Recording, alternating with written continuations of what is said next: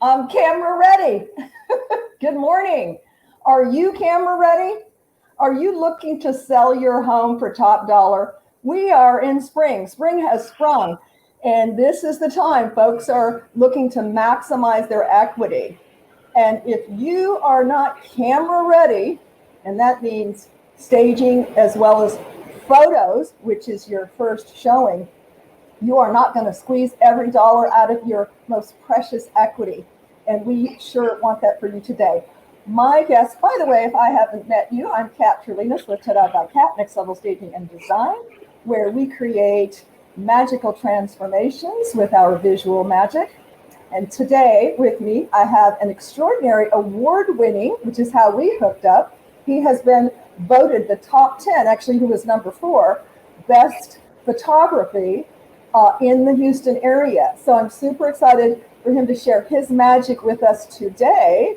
And without further ado, Brandon Boss from Boss Photography, welcome so much and thank you for joining me this morning on this beautiful day. Thanks for having me. Absolutely. So before we jump in, I want to preface it with a couple things our viewers can either watch now or on the flip side. We're going to touch probably a myriad of topics in this short, 25, 28 minutes.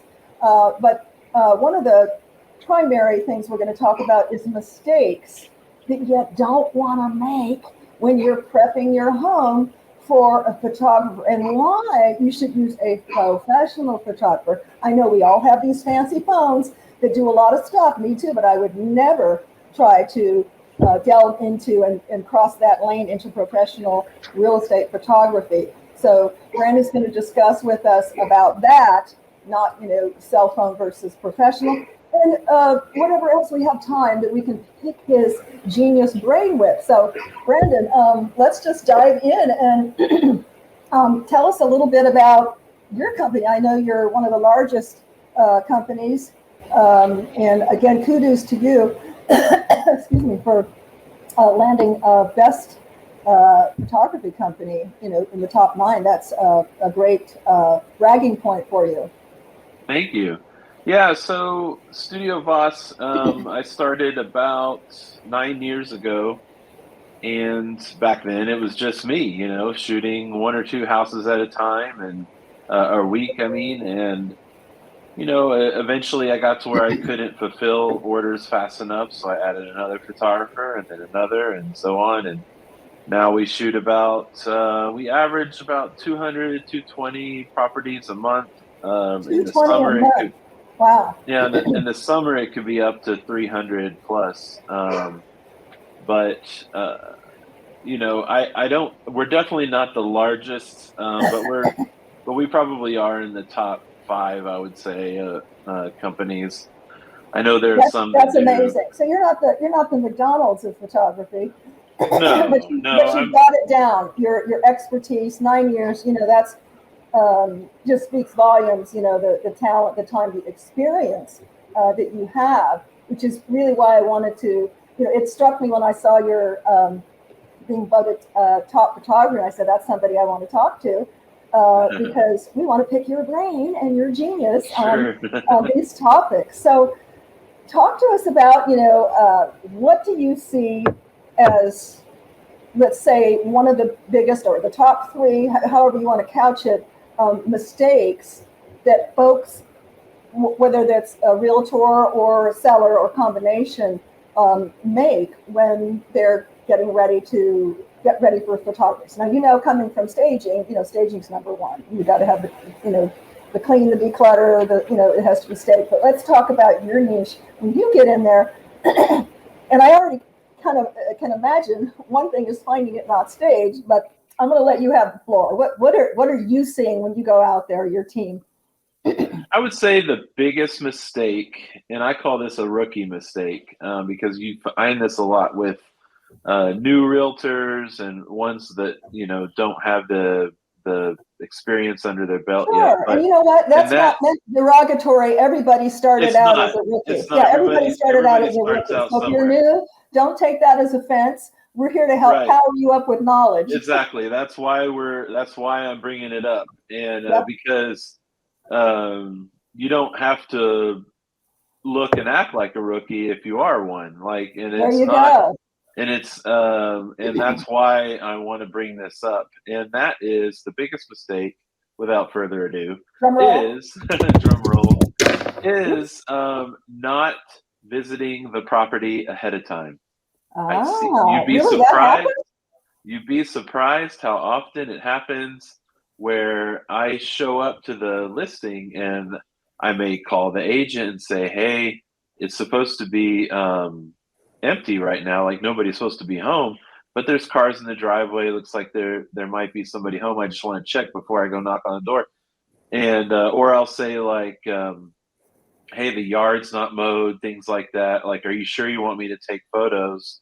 And then they'll say, "Well, actually, I haven't even been there yet." And I'm like, Wow. "So are you paying me to take the pictures so that you can see the property, or, or what's the thing?" And then Wow. the other thing, which is probably even more common actually, is they may have initially seen the property and then they walked the property with the sellers and said, "Oh, you should move this, you should move that, yada yada," and but then they don't come back To like see a if day it's or two done. ahead of time to see if it's Ah, done. They just ah. trust, and Ooh. imagine, and the seller could be your cousin or one of your best friends, and you just trust that they are going to take care of Gonna it. get it done. But actually, if they're that close to you, I would say that chances are higher that they didn't do everything that you asked, because they may not have taken you as seriously. Mm. And so one of my big tips for either newer or less experienced realtors would be not only visit it maybe a day or two out, but then come like an hour ahead of time at least before the photographer arrives, so that you can walk the property and fine tune things. Absolutely. So, Can I because we're interject? there, Go ahead. yeah, go ahead. Well, I was just going to say, we're there to take pictures. Yes. We're not there to clean house. We're not there to Nope. stage. And I Like, want to let's put a pin in that, because I want to find out what you do in that case to really tell what are the ramifications of that. But I just want to put it out there that I know realtors right now, many of them, some are slow, some are busy. It really depends on what your business model is. But we are approaching the spring, summer, busiest time of the year. Maybe you say, "Well, I just don't have time. I'm at closings, I'm at inspections, and so on and so forth." So just to put it out there, you can have a staging company, myself, someone else. We personally do what's called camera ready. We don't like doing sight unseen, but we will do it. Say, "I need someone to do camera ready. I need you to go out. It's a 2,500 square foot home. Just make sure the pictures are not hung too high. Everything's picked up. There's no visual cacophony, as I call it. And in an hour or two, make it camera ready." So that's a service that staging companies, as well as our company, offer. And it would behoove you, if you don't have money for full-on staging, bringing in power pieces, et cetera, and we're talking about occupied right now, invest, in the thousands that you're going to make. Invest, a couple $100 or whatever it is, $200 to $400 to have a pro come and make it camera ready. So when Brandon shows up, boom, you're good to go. So taking that pin out, what would happen? What happens? What do you do when you show up and it's like nothing like you thought it was going to be? that's a good question. So we take it case by case, and we always will contact the agent and say, it's not ready. And then what do you want to do? Do you want us to shoot it as is, or do you want to reschedule? And I think it's better to spend, a little money to just reschedule than it is to shoot it as is. I would Well, rather Brandon, have. yeah, you absolutely are 100% correct, because the old adage, you never get a second chance to make a first impression. Your first impression is online. Your first showing is online, and that means Absolutely. great photos. Yeah, it means staging, but it means great photos. So Yeah, don't take Yeah, the shortcut. yeah, and sometimes we will, like, let's say the house is ready with the exception of the living room. Right. Maybe there's like they've moved like this happened actually Really? yesterday. There was a dining room that the sellers had, I guess, got a new fridge. Right. And so the old fridge, they just scooted it into the dining room. Ah, And the dining room was, staged as well as it could have been. It had right. place settings and everything. Sure. And but there was a refrigerator in there. So in our case, we can go in and we'll just digitally remove the refrigerator. Yeah, but So you have to charge for that, right? of course, yeah, we'll charge. So in this case, I think they spent $10, and then we removed the refrigerator for them. Okay, that's not bad. So So I have a no, it's not bad. question. I have a question because one of my pet peeves and my team, if you're watching out there, hi Sally, by the way, I love my Sally gave me this one. One of my team members, cords. Spaghetti cords. We have so much Sure. technology. I mean, right now, if you looked under my desk, yeah, it's spaghetti cords. And I'm getting ready to shoot my house, so I'm going to have to stage it to look like I don't do anything electronic. Sometimes you can't do that because people are working at home and can't have them unplugged and this and that. Is that something that you do automatically for a small up level fee? I'm sure. Well, if there's just, one or two pictures that has a spare cord, I'll probably go in when I'm doing my quality control and I'll just remove the cord. I like that. And I'm not I going to like charge that. anything for that. Now, if the house is riddled with cords everywhere, then yeah, we'll contact the agent and say, hey, we noticed there's a lot of cords and it might be a little distracting.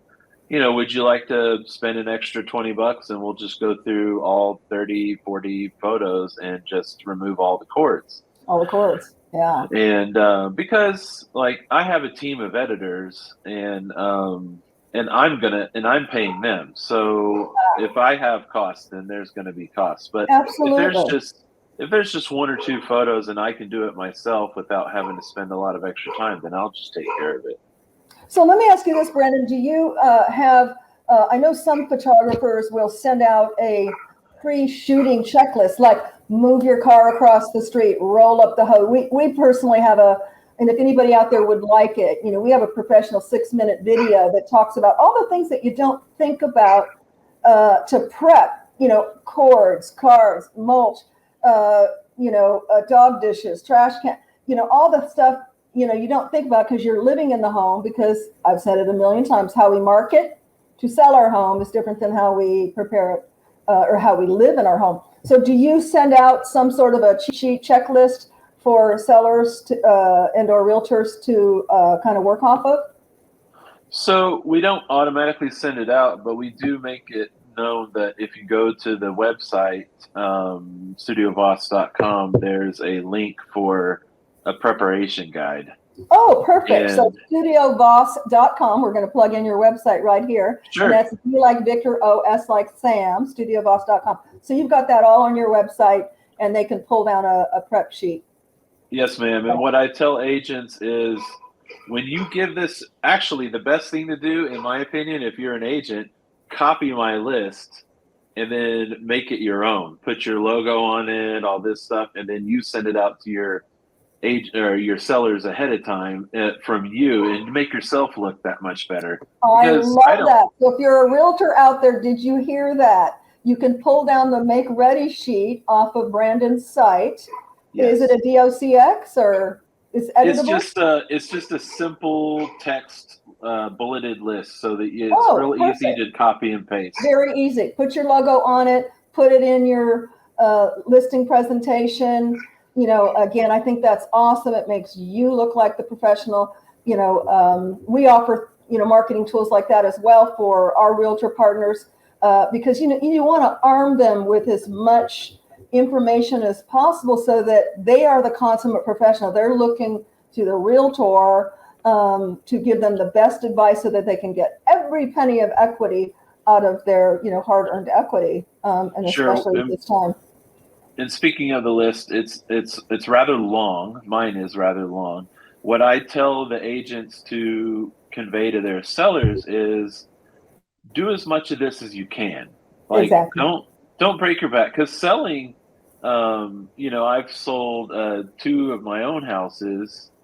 Um, Selling is really stressful, It and getting the is. house ready is really stressful. It's nice to use someone like you that will just handle it for you if you have the means to do that, but not everybody does. And so I tell them, don't cry over this, don't sweat over this, but do as much as you can.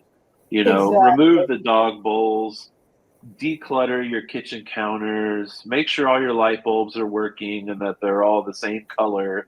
That's a key one. um, I'm glad you bring that up because yeah, that's key. I just did a whole blog on lighting and the correct lighting, et cetera.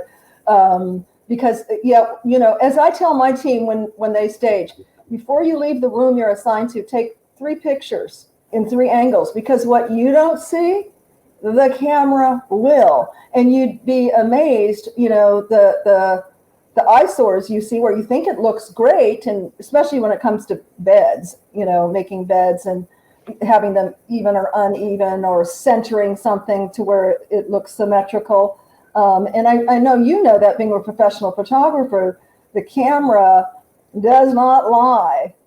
oh yeah, I get people all the time saying, when you took the picture, the light that hangs over the table isn't centered over the table. Can you fix Yep, that? And then I'll tell them, like, the camera doesn't lie. I mean, it wasn't centered over the table. yep, So you would need to move the table, I guess. yep, and retake a picture. Now, Yeah. right. Now, if it's something like that and it's pretty simple, I don't have a problem doing it. Now, removing a water tower behind the house, that I have a problem with. Well, so would MLS, so would HAR. So would So ML, so would HAR. Yeah, they would find you, power I think. line, power lines, water tower, because that's something for me, would be an issue. Other people it would not, but yeah, I mean, I know we all know there's photographers out there and specific realtors who use photographers who will make the house look like a cartoon, Oh, yeah. Oh, my right? goodness. Over Over done. edit. Yeah, Yeah, they'll over. Yeah. over edit. Yeah, And and I think people walk in, they're like, well, this doesn't look anything like it, so there's a fine tune, I think, just like we see people who are over filtered, you know, right? Oh, on yeah. Facebook and Instagram, like, I know they don't look like that. So, and I have to, like you said, I've got to find that happy medium, because like, on the one hand, I need to show the entire room, preferably in one photo. So that requires a wide angle lens. So let's talk Um, about that. Let's talk about yes, that. I'm going to recap, not visiting the property is number one, but let's talk about why, and you and I both have seen this, where realtors will opt to use their cell phone to take pseudo professional pictures, sure. and, I'm here to tell you, if you're a professional, don't cheap out on that. You don't have a wide angle lens. I mean, I've played around with wide angle lens on cell phone attachments. They don't work. You're not doing the property justice. Secondly, when months down the road or years down the road and folks look at your portfolio, they can tell what effort, time, and money you put into marketing. And if you use just your cell phone, it's telling. It's really telling. Would you agree with that, Brandon? Oh, absolutely, 100%. And even if you have, like, so my phone, I've got the Pro, and it actually has a wide angle lens, and in Does fact, mine? I have the 11 Pro. It has the wide angle you lens. do. I can see it. I can see it. Really? Like, you How do have I you know have it's an doing? ultra wide. How do I know if it's doing wide angle? I didn't even know I had So, it. well, by default, it'll do a 1x. But if you click it, then you can pop it to half x, and then it will go Ah, super that's wide. what that is. Okay, But guys. agents don't do that. Like, Well, so and tell us why we don't want to do that right. for professional So real estate photos. two of the main reasons. One is you don't know how to take the photo. I unless you know, like I went to school for this, not specifically for real estate, but for photography. And I have, I guess you could say I have an eye for the angles and whatnot. And then my photographers, I taught them myself. They had to go through weeks and weeks of training before they start shooting. We know how to get the right angles. The second thing is we edit those photos to get the colors accurate. You cannot do those two things yourself with a cell phone, even if you have the ultra wide angle lens.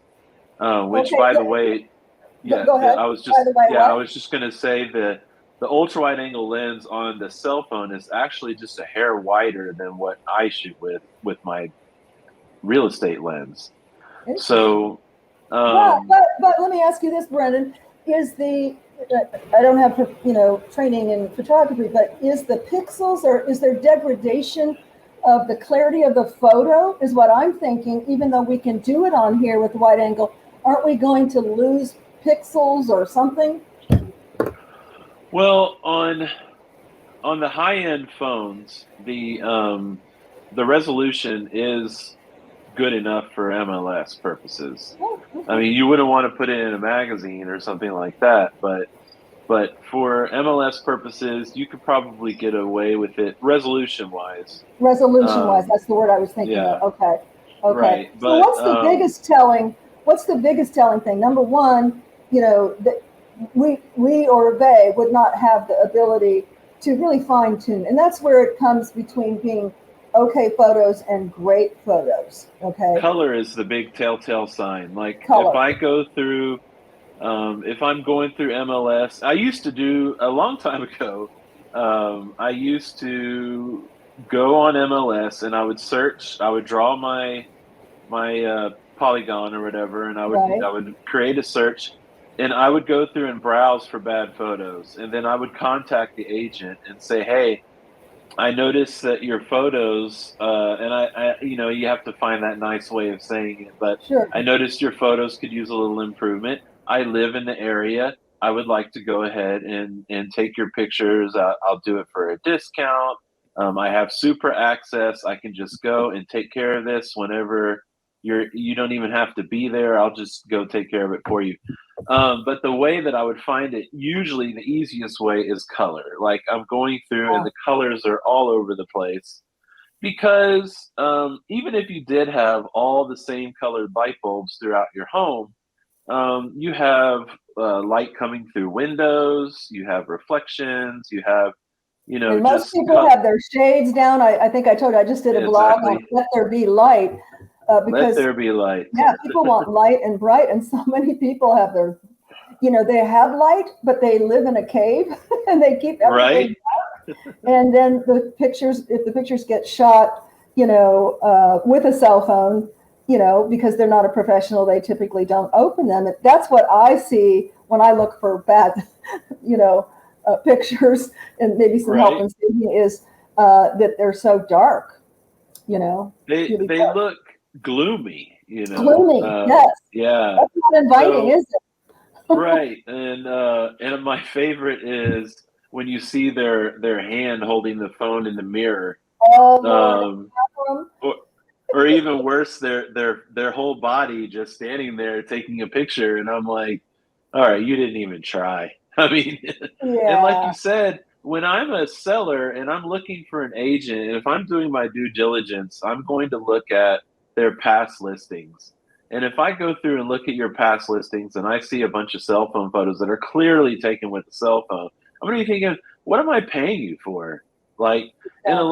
in a lot of uh, sellers are thinking like, oh, well, I'm going to get this, I'm going to net this much money on the house. They don't think about the fact that the agent is getting paid. I mean, it's not a free service. They're working for this, Yes.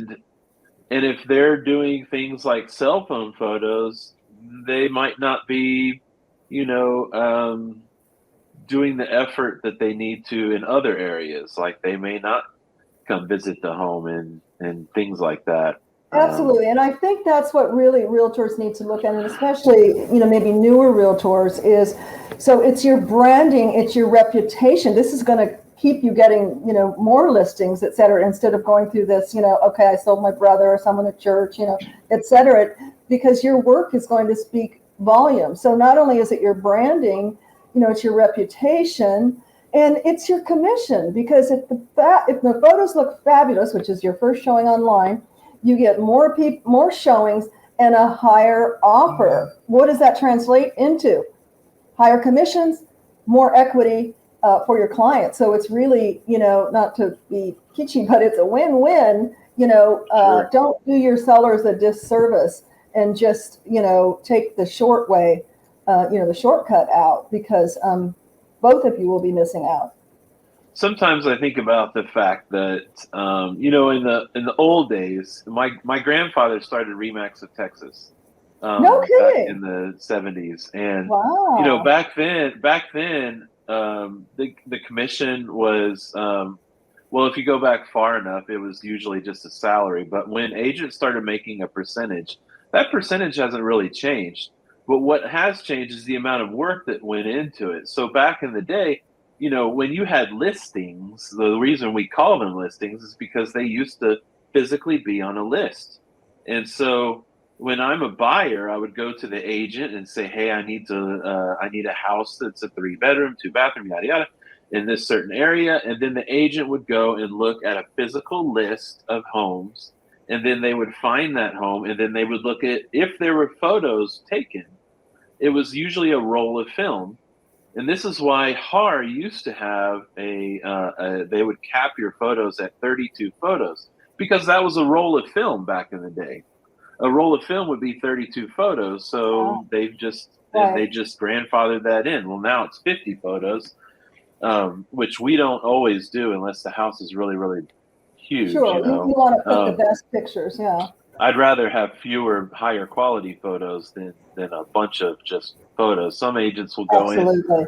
in and fill it with 50 photos, and then I'm a buyer just going click, click, Click, oh click, click, gosh, because they're not fabulous. They need to look fabulous. So we are running to the bottom of the hour. I'm okay if we go over about 5 minutes and make sure everything that we talked about. So we shared one of the biggest mistakes that you're seeing is that agents will not even go to the house prior to hiring you and paying good money for photographs.